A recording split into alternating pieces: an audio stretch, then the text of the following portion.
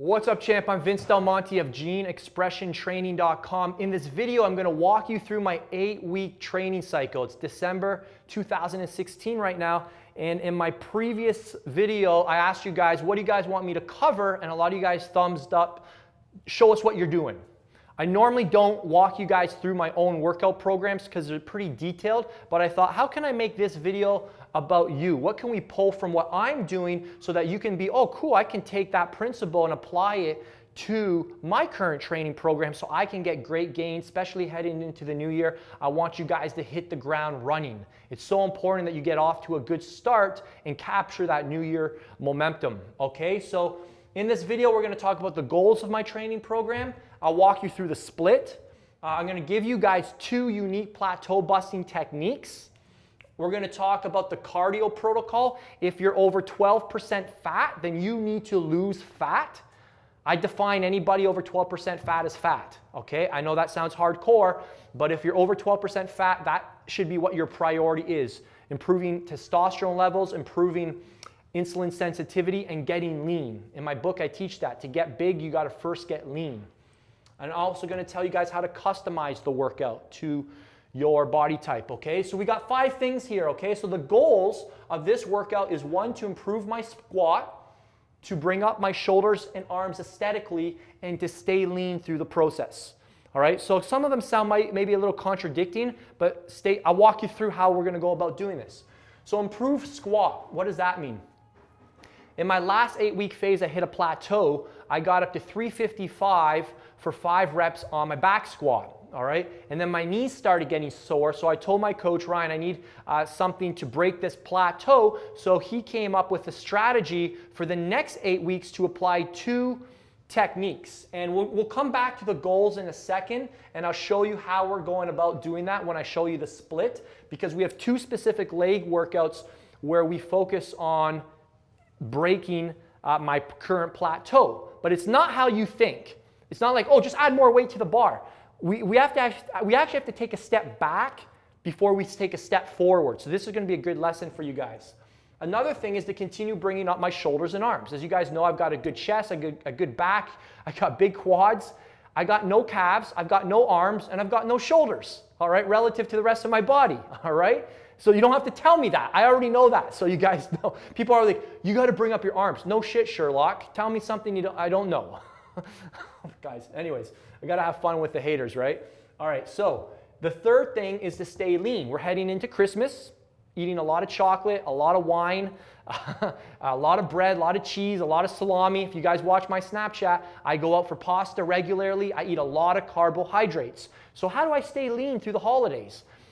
Well, I'll show you that cardio protocol as well. Okay? So let's transition to the split because it'll answer some of these questions over here. I've already wrote it out for us. So right now, I'm training 6 times a week because the high frequency worked really well last phase with the low volume. So we're still continuing that trend. So that's lesson 1. If you found something that's working for you, keep doing it, okay? So I haven't exhausted the potential of higher frequency, lower volume. So that's what this is based around. So because one of the priorities is training shoulders and arms, we're applying the principle of priority and the principle of volume. So what that means is we're putting it earlier on the week, and we're also giving it more just overall work, all right? If you want to build a muscle, it needs to experience a little more work. So if you look at the split here, you'll see the arms gets 2 days a week, shoulders gets 2 days a week, and calves get 2 days a week. So those are the priorities. But because we've increased the volume on those days, we've reduced the volume on legs and chest and back because those are my strong body parts. Those body parts are already developed. So I'm prioritizing the body parts I want to build. So this program is customized to Vince Del Monte, all right? I hired a coach to write this program for me, all right? And if you guys have been following my work for any period of time, you know that I'm a huge proponent of hiring coaches, people who have perspectives that you don't have. And it's not to say that you're not capable of writing a program, but I almost can guarantee you if you get someone with true expertise, they'll be able to design you something with things that you would miss, all right? Because we always have our own biases. So one of the things in this program, going back to one of the goals of improving the squat, and this is, again, 2 really key takeaways here. On this lower body workout, we're doing front squats. And we're doing the front squats with a 2-second pause in the bottom position, which was something we didn't do in the last training phase. So this workout has a specific goal of getting me strong hanging out in the bottom position, where you tend to be weaker. All right? If you want to break a squat plateau, do you need to be strong in the bottom? Yes. So we're spending an entire 8 weeks developing my front squat. All right, so I'm working up to 300 pounds on my front squat, where I used to be 185. I could never get past 185. We have now a plan in place to get me very strong on my front squat. On the other leg day, we do speed squats. This is actually new for me. We're doing speed squats with bands and with chains, and we're doing 8 sets of 2, 10 sets of 2, so short rest periods, but it's explosive. It's down and up, down and up. So it's not like my constant tension kind of workouts. We're focusing on explosiveness. So one workout's designed to get me stronger, getting strong hanging out in the bottom, and then the other workout's dedicated to getting strong out of the bottom. Okay, does that make sense? Okay, let's go to the shoulders and arms. How are you specializing on shoulders and arms? Well, one thing that you can take away is that if you're trying to build a body part, you need to train it more frequently. We need more repeated belts. All right, so we've got arms here, we got arms here, we've got shoulders here, shoulders here. All right.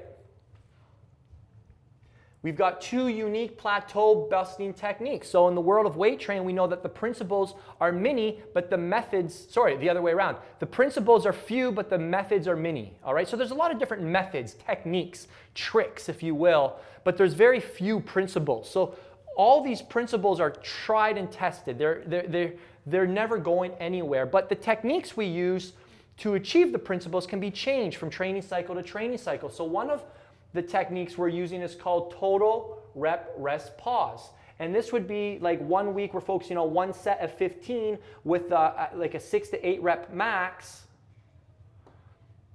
And we're doing rest pause until we hit 15 reps. And the next week it's 1 set of 17.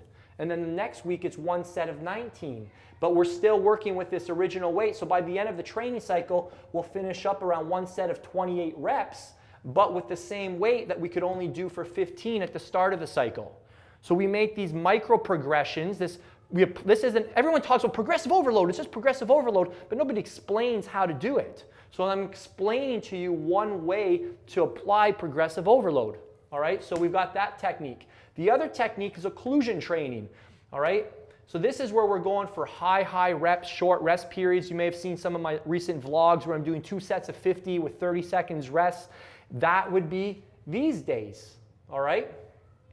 So that kind of gives you an idea of the split and how things are laid out. You also note that chest and back is on maintenance.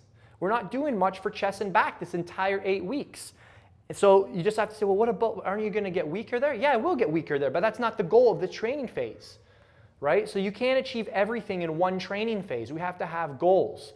Each program builds on the next. If you've bought my program, No Nonsense Muscle Building 2.0, there's 3 6-week phases. And each phase builds on the next phase. Like you can't start on phase 2, or you can't start on phase 3. Phase 1 and phase 2 prepare you for phase 3.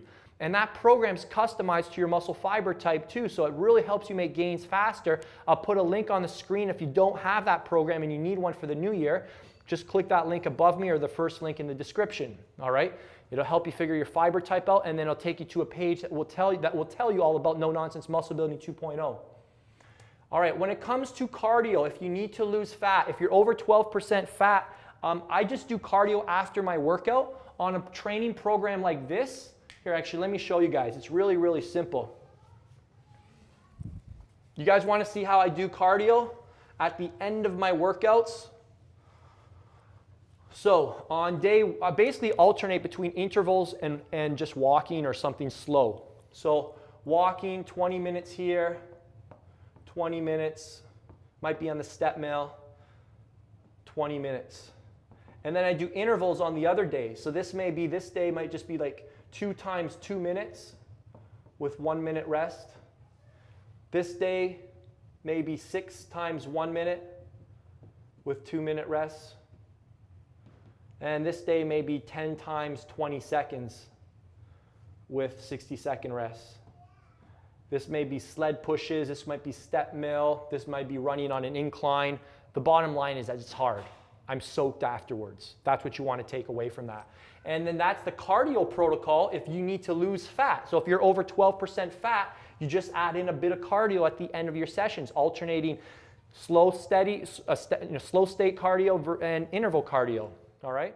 So what I've learned over the years, guys, just to wrap up, is that the industry is obsessed with trying to get you to fit into a program, as opposed to having the program fit you. Huge difference. The guys who learn how to fit the program to themselves, to their recovery abilities, to their muscle fiber type, they'll always get better results. All right? That's why you see 2 people who eat the same, they train just as frequently, they train just as hard. One guy's making gains, one guy looks amazing in his shirt, one guy's getting tons of attention, and the other guy's just dumbfounded why he can't make gains. One guy has his program fit to him, and the other guy is trying to fit into a program that's not meant for his body type. And that's why I created this muscle fiber type quiz, which you can take right now by clicking the link on the screen or the first link in the description.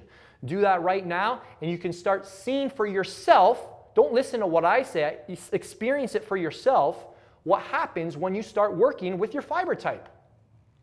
You have to prove this to yourself. I already know that it works. My students, my top students already know that it works.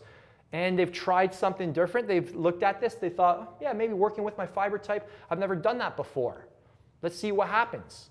And they were pleasantly surprised in a good way.